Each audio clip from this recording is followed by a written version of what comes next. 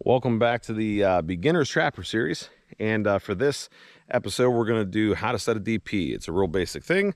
It's very, very common in lots of trapping. So let's get into it. I'm going to show you how I use it, what kind of baits I use. Here we go. All right, let's get started. Let me show you how one of these bad boys work. This is a Duke Dogproof.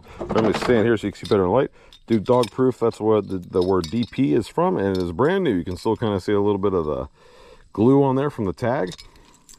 A lot of different kind of traps on the market, but this one is for critters that have dexterity in their hands. So your coons, your possums, and your skunks are going to be able to get caught in this.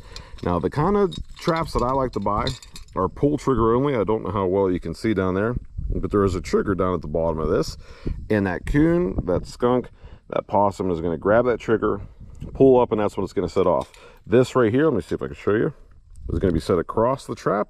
When they pull, it's going to come and close around their arm. Not absolutely an ideal coon trapping location, but I know that coons use this because I've got them on my trail cameras a good bit. So right here, I've got the edge of a field. It's actually my own field. And I know that coons come up through here on numerous different trails. And they like to cross right here, whether they're going out into that field or just crossing to follow the wood line in that direction. So I'm going to set 2 coon traps. I'm just going to show you how I do it.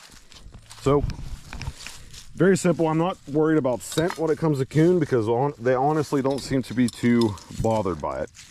I'm using the same staking system that I use. This here is an earth anchor. Berkshire is the ones that I'm going to be using. You got to make sure that you get them down on the ground good, but you can also use a drag for your coon traps, or if you're in a wooded area, you can go ahead and strap it to a tree on however you prefer. You just got to make sure that however you set this thing up, that animal's not going to be able to get away with it. So pound this down on the ground.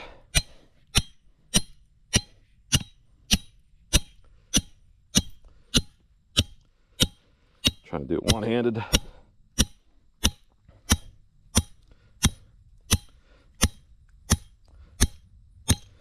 And I normally go to my split ring or my quick link, whatever my system is that connects between my anchor and my trap.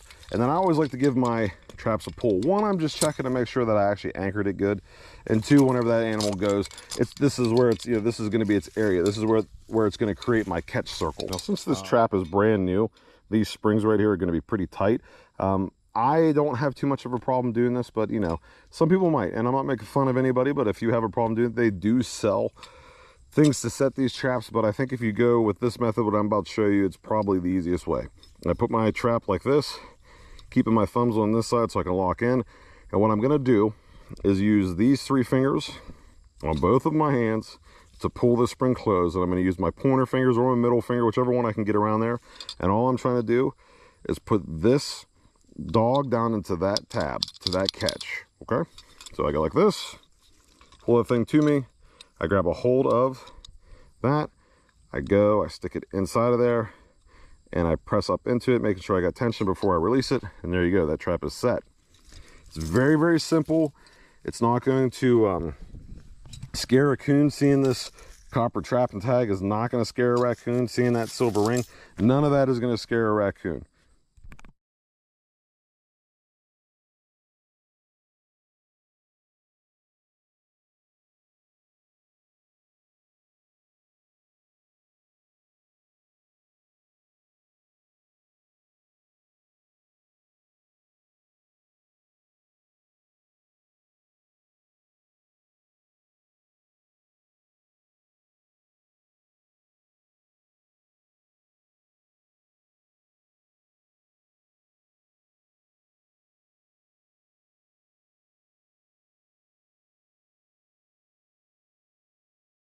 Almost every single trap that I set, I like to bait them with 2 different things, or use a fish oil, even a maple syrup, just whatever. And I'm going to use 2 baits on this one. So I'm going to use the pellets. Let me use this. Now this here's got, to be honest with you, it kind of looks like coon poop. So I imagine this would be great for them. I've never used it before, but Hoosier Trapper makes good stuff. I've never had a problem with any of their products. I will gladly buy it. I'll leave some around the outside. I'll even take that stick with the smell on it. I'll just throw it right there. There you go. That's a set done.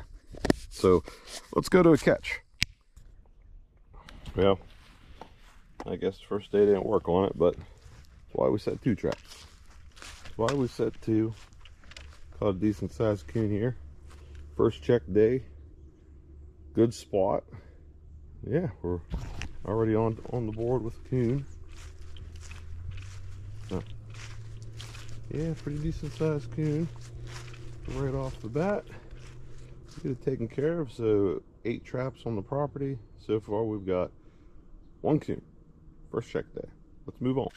Some tips for people that are setting DPs for the first time. I've seen a lot of different methods. Probably the one animal that's going to give you grief is mice, small rodents. They like to get inside of those DPs. So some of you can do, I've seen people actually use a golf ball and just put it over the mouth of the DP trap itself. A golf ball fits in there really, really nice. Now, I don't have too many problems with that, so I don't ever do it, but it works. You could put a golf ball in there, and that helps for mice. They can't get down in there, but those coons, they can still smell it, and they'll since they have the dexterity in their hands, they'll reach right in there, grab that golf ball, pop it out of the way so they can get to the bait. I've also seen people put styrofoam cups over top of their DPs. Another thing, it's an attractant. A coyote, or no, sorry, not a coyote, a coon will see that and be very interested in it, but at the same time, mice have a very hard time getting down into that bait. So that's one of the tips. Another thing, once you have this trap set, for any reason, don't stick your fingers down in there, because if it snaps on your finger, it's going to hurt a lot.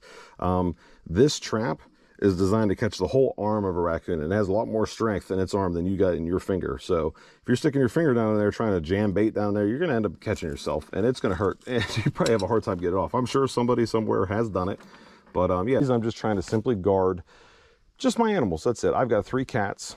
Setting DPs, especially the only pull trigger only, prevents a lot of animals from getting caught. I've seen different Facebook groups and other trapping pages that have like the Z traps, or the traps that have the push and pull is going to set off the trap, and that's cool. I mean, if that's what you want to do, that's fine. If you don't have pets that you're worried about, that's fine. But I've seen people catch red fox, gray fox, and I even seen probably one of the craziest videos ever. Look it up, you know, I'm sure it's out there somewhere, of a black bear that stuck its tongue down in one of those traps and it got caught. So, I mean, you got to be ready to let anything go when you catch them. But these ones here that I set, predominantly I'm catching raccoons, possums, and skunks. Hey guys, I hope that video is helpful and easy to understand. At the end of that video, I brought up something about push-pull and different types of traps. What I mean by that is, a Duke DP, the ones that I'm using, are pull only. That means you have to pull up on the trigger for the trap to be set off. This ensures that you're only catching coons, possums, skunks, anything with hands that is going to reach in there and grab and pull. It has prevented me from catching cats, fox, and as I mentioned, crazy black bear by the tongue. I know that's wild, but that is something that has happened, and I've seen pictures of it. What I'm going to start doing with these beginners trapping series, I'm going to put on basic things like this, things that I think that beginners need to get started. My heart is with the beginners because I still consider myself a beginner.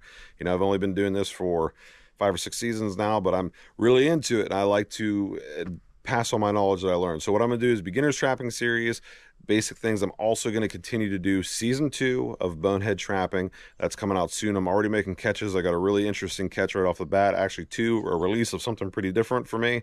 So that's going to be coming out really, really soon. I just want to thank you guys so much for watching. If you like this kind of stuff, consider subscribing. God bless, tight chains, and I'll see you on the next one.